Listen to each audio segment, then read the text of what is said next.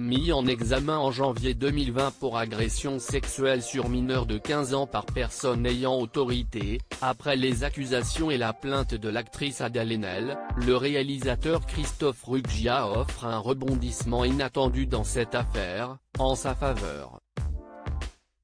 En effet, comme le rapporte le journal Le Parisien ce 14 octobre 2021, le réalisateur qui dément les accusations portées contre lui et a présenté sa version des faits, a obtenu le 30 septembre dernier l'annulation de son interpellation et de sa garde à vue par la chambre de l'instruction de la Cour d'appel de Paris.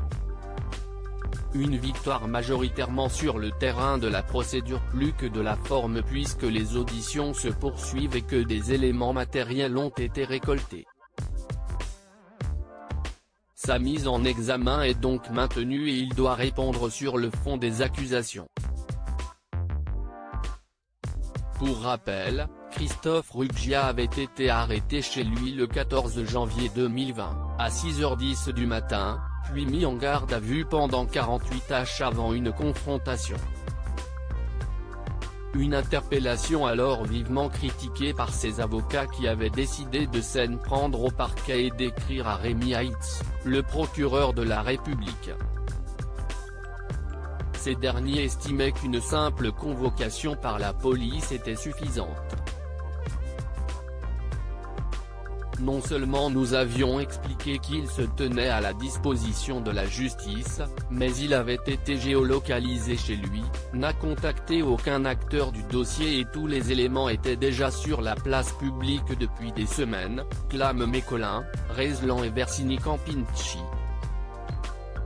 Adèle Haenel avait donné une interview à Mediapart en novembre 2019, dans laquelle elle s'en prenait à Christophe Ruggia qu'elle accusait de harcèlement sexuel permanent et d'attouchement lors de leur collaboration en 2002 sur le film Les Diables.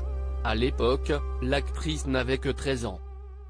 Depuis la plainte de la star du film Portrait de la jeune fille en feu, le réalisateur a notamment été soumis à une expertise psychiatrique concluant à l'absence de profil pédophile.